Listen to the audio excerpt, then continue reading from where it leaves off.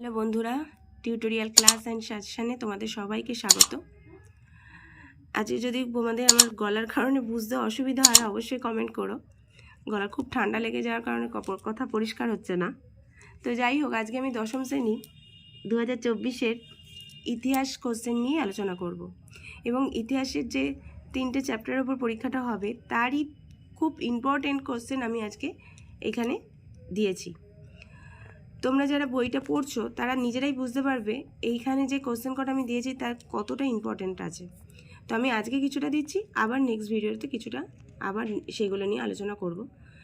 তো আজকে প্রথম যে কোশ্চেনটা আমি বলছি সেটা হচ্ছে, প্রথম রাজনৈতিক পত্রিকা কোনটি? বঙ্গদর্শন, সোমপ্রকাশ, সুধাকর, দিগদর্শন। বঙ্গদর্শন, সোমপ্রকাশ, সুধাকর, দিগদর্শন। প্রথম রাজনৈতিক পত্রিকা হলো সোমপ্রকাশ। দ্য সাইলেন্ট স্প্রিং নামে বিখ্যাত গ্রন্থটি রচনা করেন কে? দ্য সাইলেন্ট স্প্রিং নামে বিখ্যাত গ্রন্থটি রচনা করেন কে?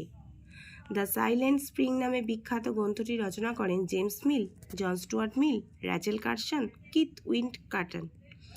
তো দ্য সাইলেন্ট স্প্রিং নামে বিখ্যাত গ্রন্থটি রচনা করেন র্যাচেল কারসন। উডের নির্দেশনামা পেশ করা হয় কত সালে? তো 1850-এ, 1852 খ্রিস্টাব্দে, না 1853 খ্রিস্টাব্দে, না 1854 খ্রিস্টাব্দে? 1854 খ্রিস্টাব্দে উডের নির্দেশনামা পেশ করা হয়।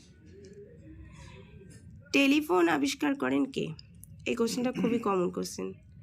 টেলিফোন আবিষ্কার করেন Graham Bell, Jagadishchandra Basu, Michael Faraday, Marconi. Graham Bell. Telephone আবিষ্কার করেন কে? Graham bell.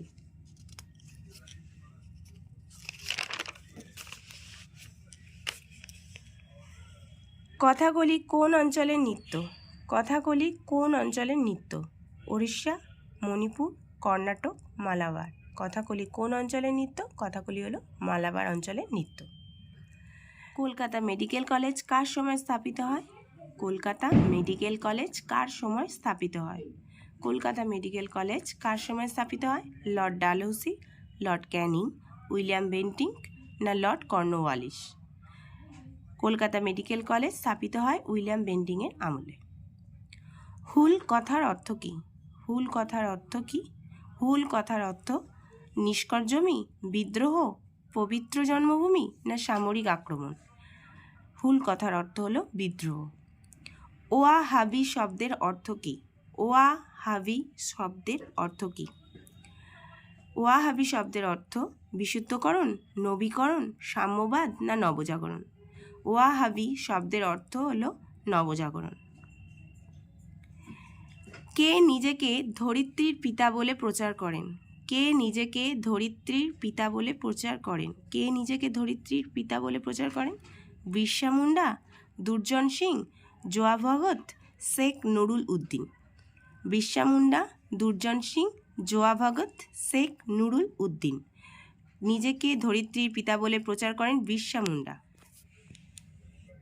1893 খ্রিস্টাব্দে বিশ্বধর্ম মহাসম্মেলন অনুষ্ঠিত হয়েছিল মার্কিন যুক্তরাষ্ট্র, ফ্রান্সে, না ভারতে, না ইংল্যান্ডে? 1893 খ্রিস্টাব্দে বিশ্বধর্ম মহাসম্মেলন অনুষ্ঠিত হয়েছিল মার্কিন যুক্তরাষ্ট্র, ফ্রান্সে, না ভারতে, না ইংল্যান্ডে? 1893 খ্রিস্টাব্দে বিশ্বধর্ম মহাসম্মেলন অনুষ্ঠিত হয়েছিল মার্কিন যুক্তরাষ্ট্রে। হিন্দু কলেজের প্রতিষ্ঠাতার সঙ্গে কার নাম জড়িয়ে আছে? হিন্দু কলেজের প্রতিষ্ঠাতার সঙ্গে ডিরোজিওর নাম, না বিদ্যাসাগরের নাম, নাকি মাইকেল এডওয়ার্ডের নাম? হিন্দু কলেজের প্রতিষ্ঠার সঙ্গে নাম জড়িয়ে আছে ডিরোজিওর। কলকাতা বিশ্ববিদ্যালয়ের প্রথম ভারতীয় উপাচার্য ছিলেন? কলকাতা বিশ্ববিদ্যালয়ের প্রথম ভারতীয় উপাচার্য ছিলেন?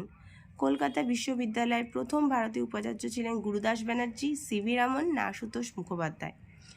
কলকাতা বিশ্ববিদ্যালয়ের প্রথম ভারতীয় উপাচার্য ছিলেন Gurudas Banerjee. Mohun Bagan club IFA shield সর্বপ্রথম চ্যাম্পিয়ন হয়েছিল? মোহনবাগান ক্লাব আইএফএ শিল্ডে সর্বপ্রথম চ্যাম্পিয়ন হয়েছিল 1910 খ্রিস্টাব্দে, 1912 খ্রিস্টাব্দে না 1911 খ্রিস্টাব্দে? মোহনবাগান ক্লাব আইএফএ শিল্ড সর্বপ্রথম চ্যাম্পিয়ন হয়েছিল 1910, 1912, 1911 খ্রিস্টাব্দে। তা আমরা 1911 খ্রিস্টাব্দে, এটা কমন কোশ্চেন, এটা আমরা জানি। তো এটা মোহনবাগান ক্লাব আইএফএ শিল্ড মানে সর্বপ্রথম চ্যাম্পিয়ন হয়েছিল 1911 খ্রিস্টাব্দে। লাস্ট কোশ্চেন আজকে, মাই এক্সপেরিমেন্ট ট্রুথ এটি একটি কোন গ্রন্থের মধ্যে পড়ে? উপন্যাসধর্মী, জীবনীমূলক, আত্মজীবনীমূলক? মাই এক্সপেরিমেন্ট ট্রুথ এটি একটি কোন ধর্মগ্রন্থের মধ্যে পড়ছে? উপন্যাসধর্মী, জীবনীমূলক, আত্মজীবনীমূলক গ্রন্থ? মাই এক্সপেরিমেন্ট ট্রুথ এটি একটি আত্মজীবনীমূলক গ্রন্থ, না জীবনীমূলক গ্রন্থ, না উপন্যাসধর্মী গ্রন্থ? মাই এক্সপেরিমেন্ট ট্রুথ এটি একটি আত্মজীবনীমূলক গ্রন্থ। তা যারা তোমরা দশম শ্রেণীর এইবারে 2024-এর পরীক্ষার্থী আছো, তাদের জন্য এই যে কোশ্চেন কটা আমি আজকে দিলাম, আজকে এই বিষয়টা নিয়ে আলোচনা করলাম, তাদের জন্য বলবো তোমরা এই যে 3টে চ্যাপ্টার তোমরা তো ভালো করে অবশ্যই পড়বে, তার সাথে সাথে যদি এই কোশ্চেনগুলো প্লিজ একটু ফলো করো, তাহলে তোমরা দেখবে অনেকটা তোমাদের হেল্প হবে, অনেকটা। এবং তোমরা যখন পড়বে বারবার ওটা লিখে বা যেভাবেই হোক তোমরা এটা মুখস্থ করো, তাতে অনেকটা সুবিধা হবে। এবং এই কোশ্চেনগুলো তোমরা প্লিজ বাদ দিয়ে গিয়ে পড়ো না, কারণ এই কোশ্চেনগুলো খুব খুঁটিয়ে খুঁটিয়ে তৈরি করা। তো অতএব তোমরা একটু ভালো করে এটা ফলো করো। আশা করছি তোমাদের পরীক্ষা খুবই ভালো হবে। তা তোমরা সবাই ভালো থেকো।